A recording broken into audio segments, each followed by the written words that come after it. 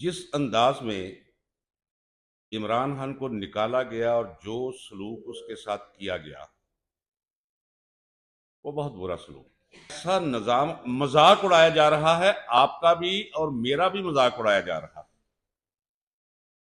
कि कुछ लोगों को फिर बाहर से लाकर उन्हें इक्तदार के संघासन पर बिठाने की अवाम की मर्जी के खिलाफ इमरान खान को जिस तरह निकाला गया, उस पर मुझे तकलीफ हुई। दोस्त बैठे गुफ्तगू करते थे और वो कहते थे, देखे जी, पीटीआई अपनी सीट खो बैठी। कारकर्दगी इतनी बुरी थी, फैसले इतने कमजोर थे कि मैं कहा करता था कि वोट कितने मिले हैं कैंडिडेट को इमरान खान के। तो लोग कहते थे 70,000, कोई 60। मैंने कहा 60 और 70,000 लोग कौन है जो अभी भी उसे वोट दे रहे हैं। यहां तक ग्राफ उसका अ, मुझ जैसे आमी की नजर में भी वो जमीन की तरफ लुढ़क रहा था। ये अपनी जगह, कारकर्दगी अपनी जगह, लेकिन ये मुल्क है जिसमें हम रहते हैं। ये कोई चिरागा नहीं, ना ये कोई जंगल है।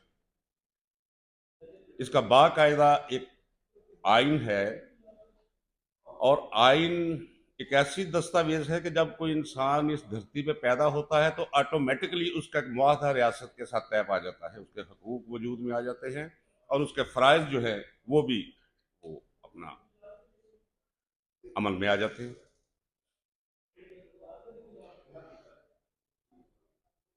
जो सियासत का अंदाज अपनाया गया, मैं कतई तौर पे फौज के खिलाफ नहीं हूं, पहली बार ये है, मैंने अपनी किताब में भी लिखा।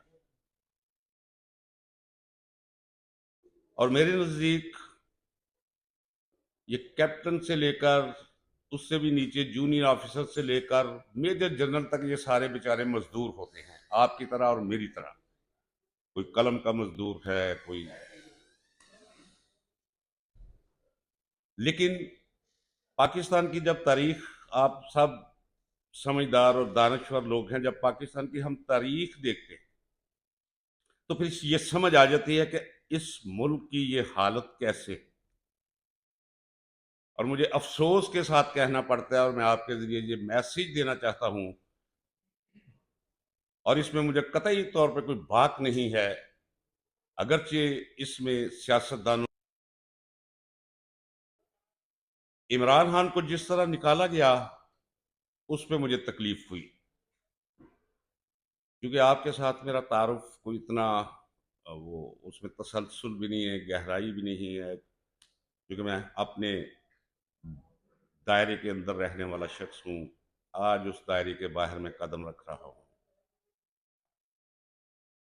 जिस अंदाज में इमरान खान को निकाला गया और जो सलूक उसके साथ किया गया, वो बहुत बुरा सलूक। 9 मई का वाकया हुआ। आप यकीन जाने कि अगर यहाँ 10 बंदे खड़े होकर ये कहे कि आइए जी आईजी ऑफिस चल के उस पर हल्ला बोल दे, तो 5 मिनट के अंदर आपको टोप पहने, आखनी टोप पहने, हाथ में जनाब छज्जे पकड़े हुए लोहे के, आपको नजर आएगा जैसे आसमान से कोई बलाई ऊपर आई उतर आई। लेकिन जरा ये भी सोचिए, और मेरा सवाल है, जो ये इल्जाम लगाते हैं इमरान खान पे कि इमरान खान ने ये 9 मई का वाकया करवाया है, इसमें कोई शक नहीं कि फौज और इमरान खान के खिलाफ दरमियान एक खला पैदा हो गई थी, एक मुखालफत की फजा पैदा हो चुकी थी। इमरान खान सादा आदमी है, वो अब फौज को भी उसी तरह वो समझ रहा था, दारे को भी ललकार रहा था। लेकिन आज का नौजवान जो है, क्योंकि उसके साथ इतनी गैर मशरूत मोहब्बत में मुब्तला था और है अब भी, कि वो आइडिया और नौजवान नस्ल ने जो है उसे वो बाय कर लिया। मैं ध्यानदारी से समझता हूं कि इमरान खान कभी भी ये चाहता नहीं होगा कि कोई जाके जीएचक्यू का गेट तोड़ना शुरू कर दे। वो कभी भी नहीं चाहता होगा कि लोग जाके कोर कमांडर का घर जो है उसे जला दे, उसे राख कर दे। बारीकी इसमें यह है कि अवाम की इमरान खान के साथ वाबस्तगी देखते हुए उन्हें पता था कि अगर हम इमरान खान की तजलील करेंगे तो लोग जो है आपे से बाहर हो जाएंगे, और फिर उन्होंने वो रास्ता जो है वो खुला दे दिया और ये वाकया हो गया। अब 9 मई उनके पास, मौजूदा गवर्नमेंट के पास एक हथियार है इमरान खान के खिलाफ। मेरा एक पाकिस्तानी की हैसियत से आपके तवज्जुह से एक सवाल है, जिसका सवाल सिर्फ मेरा सवाल नहीं, पूरे पाकिस्तान के अवाम इस सवाल का जवाब चाहते हैं कि वो लोग कहाँ थे जो लोगों को तरगीब दे रहे थे वहां अंदर घुसने की, जिसकी कमर भी कैमरे की आंख ने कैच कर ली, उसे भी पकड़ लिया गया, लेकिन वो लोग सारे के सारे जो है वो आपको कहीं पकड़े हुए नजर नहीं थे। बहरहाल 9 मई के बाद जो कुछ पाकिस्तान में हुआ है, मैं मोस्ट वांटेड था जनरल जियाउल हक के दौर में, मोस्ट वांटेड। मगर ऐसा कभी नहीं हुआ था कि मेरे घर का कोई दरवाजा तोड़ के और खवातीन तक जो है वो रसाई हासिल कर लेता है। मैं इतना मोस्ट वांटेड था कि आप जाके अखबार अगर देखेंगे तो पहले सफे में 4 कालमी खबरें मिलेगी और 8 कालमी खबर मिलेगी जब मैं गिरफ्तार हुआ, 8 कालमी। लेकिन जब तक मैं हाथ नहीं आया ये नहीं हुआ। गई है पुलिस, गए हैं लोग। अगर घर वालों ने पर्दे के पीछे कह दिया भाई वो घर नहीं है तो लोग चले गए। लेकिन जो कुछ 9 मई के बाद इमरान खान और उसकी पार्टी के साथ हुआ है, उसकी मिसाल और तमसील मुझे फौरी तौर पे मशरकी पाकिस्तान के वाक़यात जो है वो मेरी नज़रों के सामने फिर जाते हैं।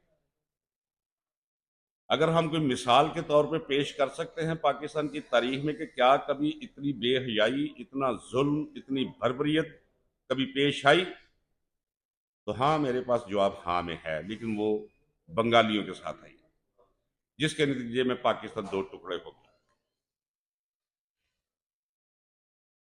अब पाकिस्तान में जो कुछ हो रहा है, मैं समझता हूं और आप भी समझते होंगे, माँ सिवा उन लोगों के जिनकी कोई अगराज मुख्तलिफ पार्टीज, उनके लीडर्स के साथ, उनकी दूसरी तीसरी सफ के लोगों के साथ कोई गर्जें जुड़ी हुई हैं, उन्हें मिन्हा कर दें। इस वक्त रियासत से 80% अवाम जो है वो नाराज है। पंजाब के लोगों ने कभी भी फौज के खिलाफ बात नहीं की थी, फौज के खिलाफ उनके सेंटिमेंट्स ऐसे नहीं थे जो पाकिस्तान के हक में चले हम कह लेते हैं कि वो बहुत बेहतर था। लेकिन इस वक्त लोग नाराज हैं और एक ऐसा निजाम मजाक उड़ाया जा रहा है, आपका भी और मेरा भी मजाक उड़ाया जा रहा है कि कुछ लोगों को फिर बाहर से लाकर उन्हें इक्तदार के संघासन पर बिठाने की, अवाम की मर्जी के खिलाफ, अवाम की मर्जी के खिलाफ। तो मेरा पैगाम यह है कि आप भी याद रखिएगा, आज सारे दानिशमंद और दानिशवर लोग बैठे हैं, ये प्रोग्राम और ये फिल्म चलने वाली नहीं, ये नहीं चलेगी। अगर इसे जबरदस्ती थोपने की कोशिश की गई तो पाकिस्तान को नुकसान पहुंचेगा। मुआशी तौर पे मैं कहता हूं कि अखलाकी तौर पे भी एक दिवालियापन की हम हद पे पहुंचे हुए हैं। बजाय इसके कि अपना रुख सीधा करें, हमने फिर तबाही और बर्बादी की तरफ मुंह किया।